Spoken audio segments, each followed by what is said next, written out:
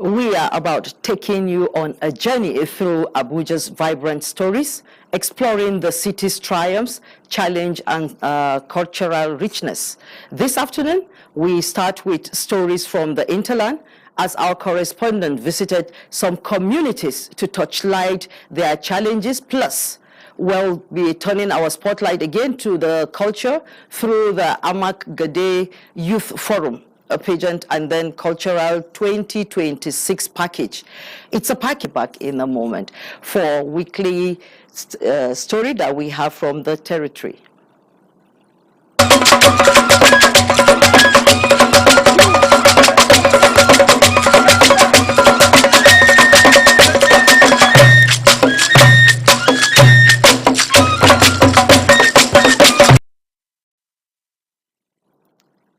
Well, we'll start with the residents of Karamajiji community in the Federal Capital Territory, where they are raising concerns over the lack of basic amenities, a situation they say has affected their standard of living.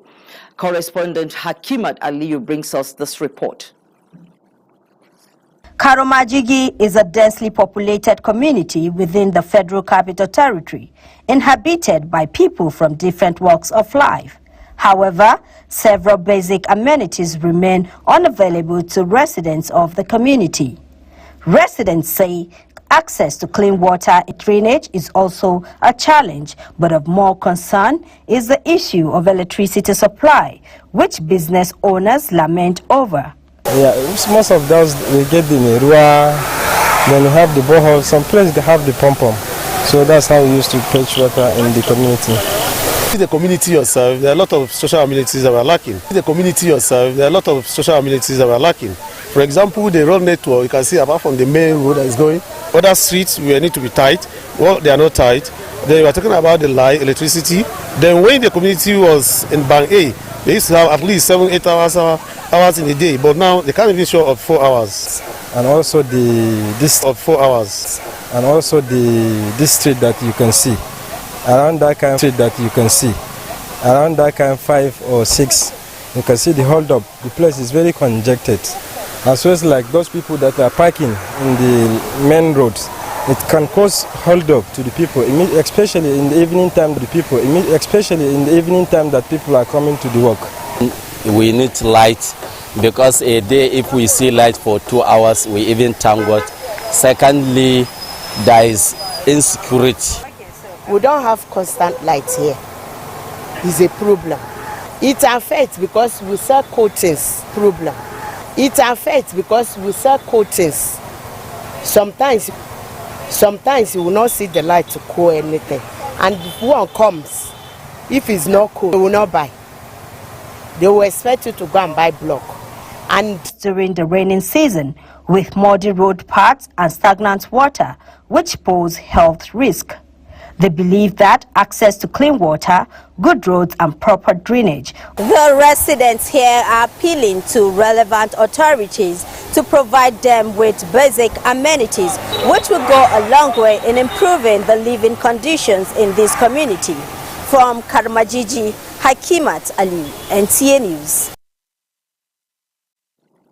Still within the Karamajigi vicinity, waste are constantly generated from the daily activities of humans. Since the generation of this waste is inevitable, how then are the residents of Karamajigi managing their waste disposal? Charity Zaka visited Karamajigi, where residents are calling for intervention. Let's hear her out. Waste generated, if not properly collected, can deface the environment and in some cases cause environmental pollution. Meanwhile, in most advanced countries, waste is continuously recycled to generate wealth and create job opportunities for the teeming population. However, how have the people of Karamajigi coped with waste disposal in the absence of a functional waste management system? If you can pay them, depend on the type of trash you want to try. Depend. If it is plenty, your money will be high, but if it is small, your money will be low.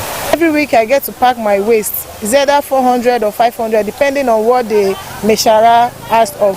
If it's all these small boys, you can equally beg them, they will collect at least 400 or 500. But the big boys among them will insist on 1,000 or 700. Sometimes during dry season, I try to burn it, but because of the wire. Peter Omohide, a driver and resident, says each week ends at a mechanic's workshop. He speaks of broken parts, repairs, and money leaving his pocket after every trip home, as the road turns every journey into a test for his vehicle. Motor cannot even pass here, or to enter here is a problem. So, like this now, how do you feel about the situation of the road? Yeah, I feel very bad. I feel very bad because, like my motor, we used to develop fault more and more. It has been spoiling the work. I'm even going to the mechanic now because of the hands. It destroyed the hands every now and then. But what I'm even expecting with the type of minister we have is a man that does work. I don't know why he has forgotten us here. I don't know why. For traders and shop owners, the road has changed trade. Juliet Ugochukwu runs a shop near her home. She says customers are often turned back and suppliers are delayed, leading to sales drop. Like other residents, Juliet says being near the city now works against her trade. So this is how we have been passing through the dust every dusty time. When it comes to rain, there is a month, poto, people used to fall in Okada, or they used to hold the tire of the car. So we are praying for them, we are begging them, let them come and face the road for us. Residents say the cost of lack of access road goes beyond money. They speak of time lost, delayed appointments, and growth put on hold as Galadima remains close to the city, yet far from attendant benefits. In Abuja, Onotu Yakubu, NTA News. The Ataji People's Initiative says the fundamental socio-economic rights and then the continued existence of the indigenous peoples of the FCT remains a priority in its advocacy for better life and opportunistic for the people of the FCT. The group in a press conference reiterates its push for social justice to ensure the causes of the FCT people are met. Abdullahi Ajia reports on this. Since its creation, the Atachi People's Initiative has become a catalyst for pushing local and international partnerships that will create economic and social opportunities for the indigenous peoples of the FCT. Cultural and traditional preservation, bridging knowledge gap, have been in the forefront of the advocacy of the group. This press conference is a review of the activities and progress made so far in the push for inclusion for the indigenous peoples of the FCT to be carried along in the socio-economic developments of the FCT through policy formulation and implementation. Identifying concrete barriers to economic participation and catalyzing government partnerships. Youth express strong willingness to engage once platforms are provided, signaling significant untapped potential for leadership and economic participation within OI communities. While appraising the successes made so far, the pressure group and community-based organization reaffirmed commitment to monitoring political and social developments as they continue to engage constructively until their rights are not only guaranteed but seen to be demonstrated. Our next phase priorities: youth economic pathways, operationalize partnerships with NDE to facilitate skills assessment, training, enrollment, and job placement for indigenous youths, cultural preservation infrastructure, pilot digital documentation project to archive indigenous languages, traditional knowledge, and oral histories. The organization is also championing the cause of people living with disabilities. In Abuja, Abdullahi Ajia, NTA News. And away from cultures, we talk about the Sunday activities where Abuja wears a different face on Sundays. The city's busy pace gives way to tranquility as residents seek solace in faith, family, and the nature. Odiri Ogburu Arutere from the quicker streets of the city center takes us on a journey through Abuja's serene Sundays. Hear her report on this. A drive into the city center through the Apo Mechanic roundabout shows the serenity of the city center as it is no longer the usual busy city or full with vehicular and human movements. To others, it is a day for the Christians to commune with their Maker as they attend church service.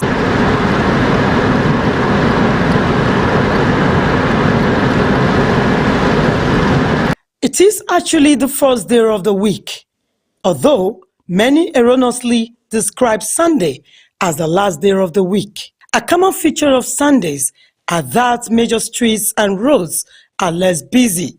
The usual hustle and bustle of traffic is absent. There is calmness and an atmosphere of peace. Abuja, the Federal Capital Territory, takes a deep breath on Sundays.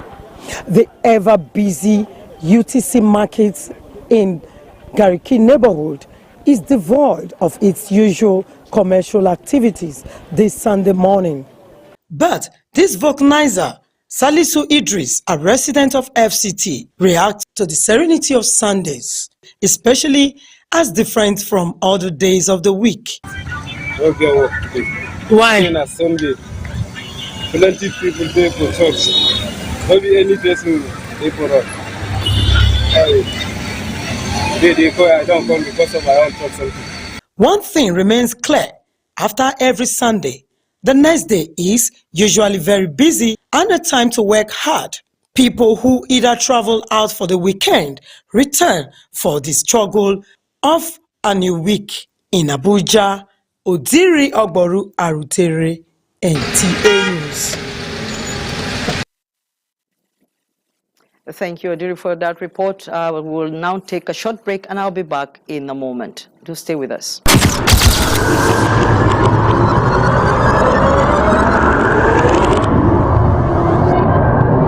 Good evening, glad to have you join us. Thanks for joining us on Weekly News Wrap. Thank you very much for having me. And it is on that note we welcome you to today's edition of the program. I will celebrate creativity, lasting impressions. There's no book stating that this is the role for men.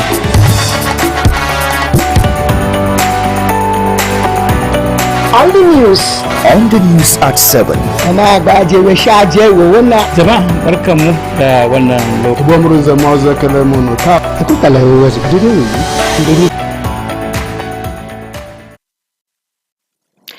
Thank you for staying tuned, and let's continue with the rest part of the territory. Now, we have election readiness was put to the test in the Federal Capital Territory as the Independent National Electoral Commission carried out a mock poll across 289 polling units.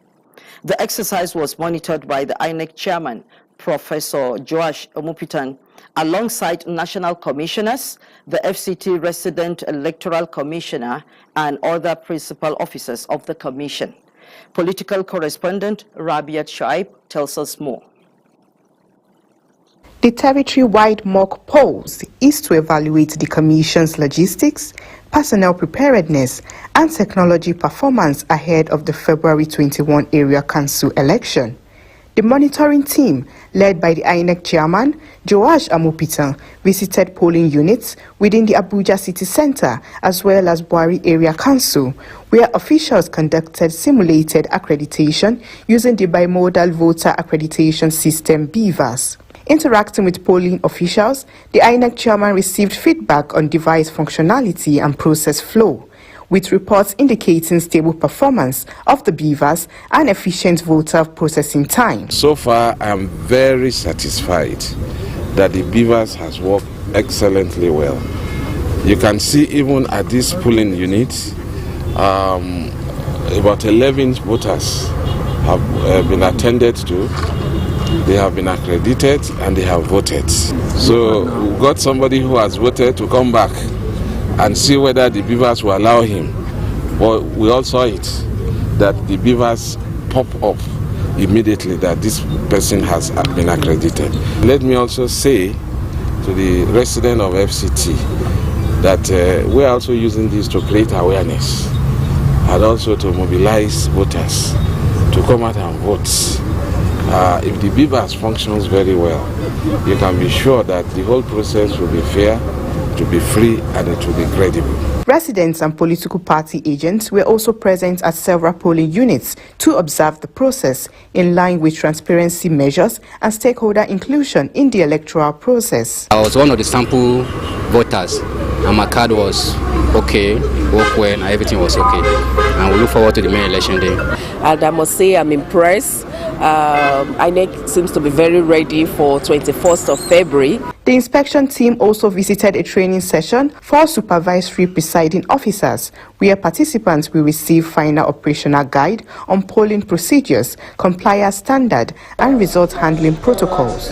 INEC says findings from the mock poll will guide final adjustments ahead of the election day, while urging registered voters to turn out and participate in the area council election, assuring that the technologies and personnel required for a credible process are fully prepared. In Abuja, Rabiat Shaib, NTA News.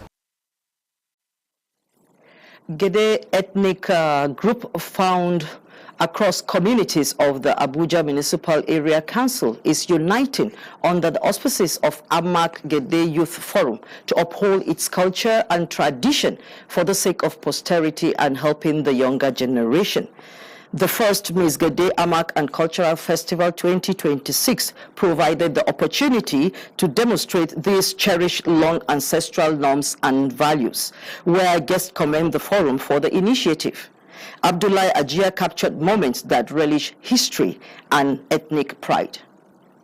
At a time, African and Nigerian cultures, traditional identities, norms and values are being eroded. The Gede people in Amak are deliberate and intentional in their determination to continue to promote their culture while uniting the Gede nation for a progressive purpose. The first edition of Miss Gede and Cultural Fiesta 2026 brought Gede sons and daughters together for a common cause. We, the parents, we are happy because we have seen our children participating in it, not to forget about the culture. So we are here to witness the program, to witness the culture, to ensure that what they are doing, they are in order. So we are happy. We are encouraging them that they should keep it up. They should continue in participating in culture like this.